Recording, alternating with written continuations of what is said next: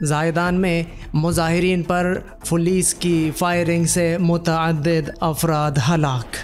Balochistan national party کے سربراہ سردار Akhtar McGill نے کہا ہے کہ حکومت میں شامل ہونے کی کوئی جلدی نہیں ہے۔ آج اکتوبر کی 1 تاریخ ہے، دن ہفتہ، اور اس وقت بلوچستان میں شب کے 10 بج رہے ہیں۔ بلوچستان افیئرز کی اردو نیوز بلیٹن سرشپ احوال کے ساتھ میں ہوں مقبول ناصر۔ شب وش بات۔ جنوب مشرقی ایران کے بلوچ اکثریتی شہر زائدان سے آنے والی اطلاعات کے مطابق جمعے کے روز مظاہرین پر پولیس کی فائرنگ کے نتیجے میں کم از کم 19 افراد ہلاک ہو گئے ہیں۔ بلوچستان افیئرز کی طرف سے حاصل کردہ ویڈیوز میں دیکھا جا سکتا ہے کہ سیکورٹی فورسز شہر میں ہونے والے مظاہروں کے خلاف پرتشدد کریک ڈاؤن کر رہی ہیں۔ ویڈیو میں گولیوں کی آوازیں سنائی دے رہی ہیں، جبکہ مظاہرین ایک پولیس اسٹیشن کے باہر جمع ہو رہے ہیں۔ مقامی ذرائع کا کہنا ہے کہ مشتعل مظاہرین نے ایک تانے کا کنٹرول سنبھال لیا ہے۔ ویڈیوز میں شہر میں مظاہرین کے اوپر ہیلی کاپٹر بھی اڑتے دکھائی دے رہے ہیں۔ ایران کے سرکاری ذرائع ابلاغ نے جمعے کو دیر گئے اطلاع دی ہے کہ زائدان میں ایک پولیس بیس پر مسلح علیحدگی پسندوں کے حملے میں نیم فوجی سپاہ پاسداران انقلاب اسلامی کے ایک کمانڈر سمیت 19 افراد ہلاک ہو گئے ہیں۔ حکومت کا کہنا ہے کہ مظاہرین نے 3 پولیس اسٹیشنوں پر دھاوا بولنے کی کوشش کی، لیکن سوشل میڈیا پر شائع ہونے والے ویڈیو سے اس کی تصدیق نہیں کی جا سکتی۔ مقامی ذرائع کے مطابق گزشتہ جمعہ کو چہبار شہر میں پولیس کے کمانڈر کرنل ابراہیم خوچکزئی کی جانب سے جون میں ایک 15 سالہ لڑکی کی عصمت دری کی گئی تھی۔ اس واقعے اور دوسرے شہروں میں ہونے والے حالیہ مظاہروں نے جمعہ کو زائدان میں کشیدگی کو جنم دیا تھا۔ بلوچستان نیشنل پارٹی کے سربراہ سردار اختر میگل نے کہا ہے کہ حکومت میں شامل ہونے کی کوئی جلدی نہیں ہے۔ جمعیت علماء اسلام اور BNP نے اس بات پر اتفاق کیا ہے کہ حکومت میں شامل ہونے یا نہ ہونے کا فیصلہ پارٹی کی سینٹرل کمیٹی کے اجلاس میں کیا جائے گا۔ یہ بات انہوں نے جمعہ کو صحافیوں سے بات چیت کرتے ہوئے کہی۔ انہوں نے کہا ہے کہ گزشتہ دنوں مولانا صاحب سے ملاقات میں بلوچستان حکومت میں شامل ہونے کے حوالے سے تمام پہلوؤں کا جائزہ لیا گیا اور اس بات پر اتفاق کیا گیا کہ موجودہ سیاسی صورتحال میں حکومت میں جانا بہتر ہے یا نقصان دہ ہے۔ ہم سمجھتے ہیں کہ ہمیں حکومت جاتی ہوئی نظر آ رہی ہے، ایسا نہ ہو کہ ہم بھی جاتے ہوئے میں شمار ہوں۔ انہوں نے کہا کہ وزیر اعظم شہباز شریف سے ملاقات میں بلوچستان کے سیلاب زدہ علاقوں کے حوالے سے تفصیلی تبادلہ خیال ہوا۔ ہم نے وزیر اعظم کو بتایا کہ سیلاب زدہ علاقوں میں ریلیف آپریشن بہت سست روی کا شکار ہے۔ لوگوں کا ذریعہ معاش زراعت اور لائیو اسٹاک سے وابستہ تھا، جو حالیہ سیلاب سے تباہ ہو چکا ہے۔ وزیر اعظم کو تجویز دی ہے کہ فوری طور پر بلوچستان کے زمینداروں کے مسائل اور مشکلات کو مد نظر رکھتے ہوئے متاثرہ علاقوں کے زمینداروں کے 1 سال کے بجلی کے بل معاف کیے جائیں تاکہ زمینداروں کو ریلیف ملے اور وہ دوبارہ اپنے پاؤں پر کھڑا ہو سکیں۔ سیلاب اور بارشوں سے صوبے کے زرعی علاقوں میں ٹیوب ویل، سولر اور زرعی زمینیں بری طرح متاثر ہوئی ہیں۔ وزیر اعظم سے یہ مطالبہ کیا ہے کہ سیلاب زدہ علاقوں کے حوالے سے جو کمیٹی بنائی گئی تھی اسے فعال کیا جائے۔ اس کے علاوہ فوراً اور وفاقی سروسز میں بلوچستان کے ساتھ جو زیادتیاں ہوئی ہیں اور تاحال ہو رہی ہیں ان کا فوری ازالہ کیا جائے۔ جامعہ بلوچستان احتجاج کے دوران لاٹھی چارج اور گرفتاریاں، طلباء نے احتجاجاً سریاب روڈ بند کر دیا۔ جامعہ بلوچستان میں ہونے والے انٹری ٹیسٹ میں بے ضابطگیوں کے خلاف طلباء تنظیموں کا احتجاج، مظاہرین پر لاٹھی چارج کے خلاف طلباء نے سریاب روڈ پر دھرنا دے دیا۔ طلباء تنظیموں کا کہنا ہے کہ پولیس نے درجنوں مظاہرین کو گرفتار کر لیا۔ انہوں نے کہا ہے کہ پروفیشنل اور نان پروفیشنل ڈپارٹمنٹس کا ایک ہی انٹری ٹیسٹ بنایا گیا ہے۔ 1 سے زائد ڈپارٹمنٹ میں داخلہ لینے والے طلباء نئی پالیسی کے تحت صرف ایک ہی ڈپارٹمنٹ میں داخلہ لے سکتے ہیں۔ انہوں نے مزید کہا ہے کہ وائس چانسلر جامعہ بلوچستان معاملے کو سنجیدہ نہیں لے رہے۔ طلباء تنظیموں نے احتجاجاً مین سریاب روڈ بند کر دیا۔ صورتحال کے پیش نظر FC کی بڑی نفری تعینات کر دی گئی ہے۔ ریکوڈیک میں بلوچستان کا حصہ 45% مقرر کیا جائے، آغا حسن بلوچ۔ وزیر اعظم ہاؤس میں وفاقی کابینہ کا اجلاس منعقد ہوا۔ وفاقی کابینہ کے اجلاس میں بلوچستان سے تعلق رکھنے والے BNP کے مرکزی سیکریٹری اطلاعات و وفاقی وزیر سائنس ٹیکنالوجی آغا حسن بلوچ، جمعیت علماء اسلام کے صوبائی امیر و وفاقی وزیر برائے ہاؤسنگ مولانا عبدالواسع وفاقی وزیر دفاعی پیداوار، اسرار ترین BNP کے مرکزی رہنما وزیر مملکت برائے توانائی ہاشم نوتیزئی نے کابینہ اجلاس میں ریکارڈ کا مسئلہ اٹھایا۔ اس موقع پر وفاقی وزیر آغا حسن بلوچ نے کہا کہ ماضی میں بھی بلوچستان کے وسائل کو استعمال میں لایا گیا لیکن بلوچستان کے عوام کو خاطر خواہ فائدہ نہیں ملا، لیکن آج بھی بلوچستان کے عوام 13ویں صدی جیسے حالات کا سامنا کر رہے ہیں۔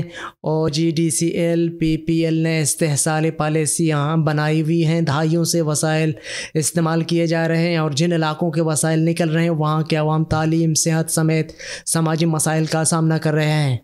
انہوں نے کہا کہ بلوچستان کے لوگوں کے ساتھ ماضی میں ناانصافیاں ہوئیں، سوئی گیس سے نکل رہی ہے مگر وہاں کے عوام سہولت سے محروم ہیں۔ بلوچستان نیشنل پارٹی کے قائد سردار اختر جان مینگر و پارٹی کا اصولی موقف یہی ہے کہ بلوچستان کے وسائل پر بلوچستان کو واقعی اختیار دیا جائے اور ہماری کوشش ہے کہ ریکارڈ ایکٹ سمیت دیگر وسائل پر بلوچستان کو برابری کی بنیاد پر حصہ دیا جائے۔ اسی طرح سیندک میں 2 سے 5% جو حصہ رکھا گیا وہ بھی ناکافی ہے، ان علاقوں کے عوام بھی سہولیات سے محروم ہیں۔ انہوں نے کہا کہ بلوچستان کا ریکارڈ ایکٹ میں حصہ 45% رکھا جائے نہ کہ 25% رکھا جا رہا ہے تاکہ ماضی میں جو استحصال ہوا ہے اس کا کسی حد تک ازالہ ہو سکے۔ انہوں نے تجویز دی کہ جو تجاویز ہیں انہیں ریکارڈ کا حصہ بنایا جائے تاکہ آنے والے وقت میں عوام کے سامنے سرخ رو ہوں۔ تربت میں معروف بلوچ قوم دوست سیاسی رہنما میر یوسف مستی خان کی غائبانہ نماز جنازہ ادا کر دی گئی۔ تربت سول سوسائٹی کے زیر اہتمام ہفتے کو ماڈل ہائی اسکول تربت کے گراؤنڈ میں بلوچ قوم دوست سیاسی رہنما میر یوسف مستی خان کی غائبانہ نماز جنازہ ادا کر دی گئی، جس میں سیاسی و سماجی کارکنان، مذہبی و سماجی رہنماؤں، کاروباری شخصیات اور طلباء نے بڑی تعداد میں شرکت کی۔ بلوچ اسٹوڈنٹس آرگنائزیشن کے مرکزی چیئرمین جہانگیر منظور بلوچ نے بلوچ طلباء کے ساتھ اسلامیہ یونیورسٹی بہاولپور کی انتظامیہ کے متعصبانہ رویہ، حکومتی معاہدات کی خلاف ورزی اور مختص نشستوں پر زیر تعلیم طلباء سے مکمل فیس وصولی کے فیصلے کے خلاف جاری کردہ بیان میں کہا ہے کہ یہ فیصلہ غیر اعلانیہ طور پر بلوچ طلباء پر پنجاب کے تعلیمی اداروں کے دروازے بند کرنے کے مترادف ہے۔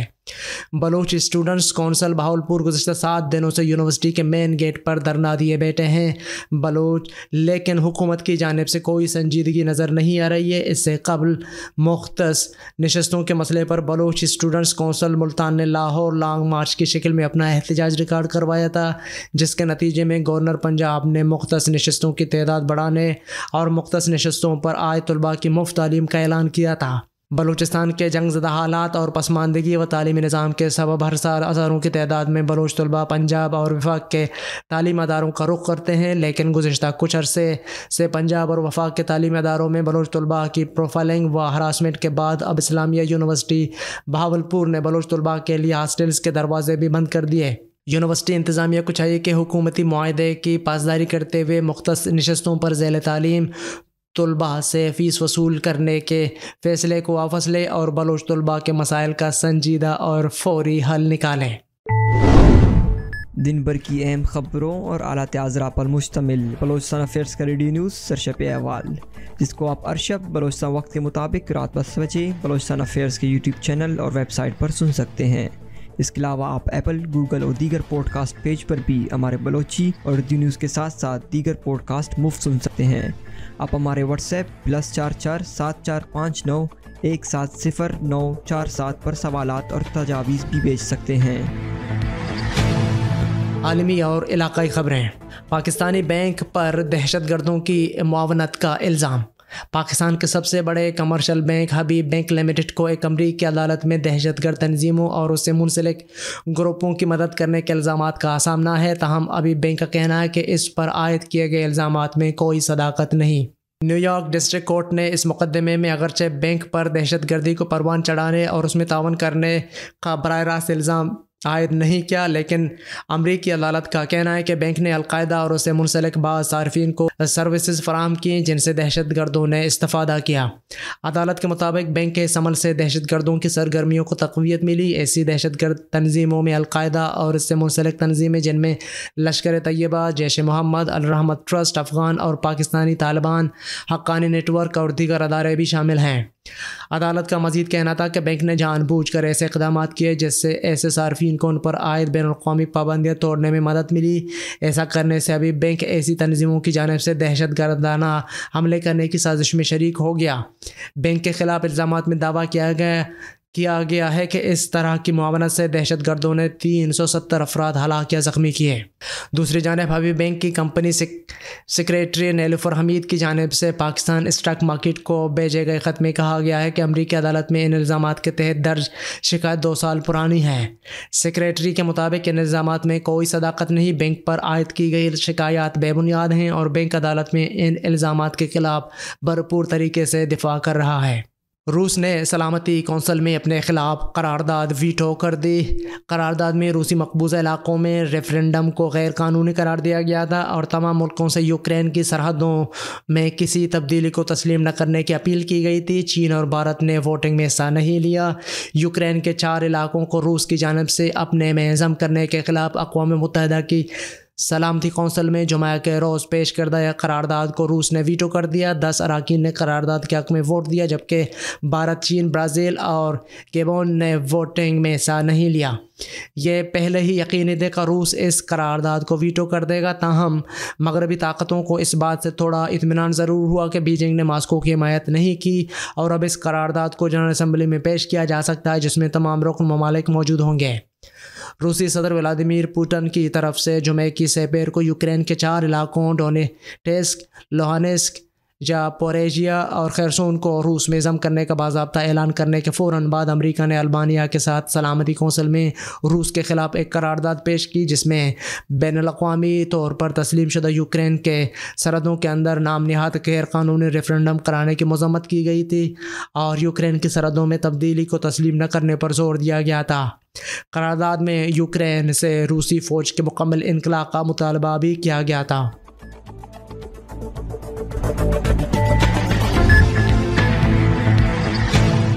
یہ تھیں اب تک کی اہم خبریں۔ مزید خبروں اور اپڈیٹس کے لیے ہماری ویب سائٹ اور یوٹیوب چینل وزٹ کریں۔ اس بلیٹن کو آپ تک پہنچایا ہے عمر کریم بلوچ نے اور اس کے ایڈیٹر تھے قمبر مالک بلوچ۔ مجھے بلوچستان افیئرز کی ٹیم کے ساتھ اجازت دیجیے۔ شب و شبات۔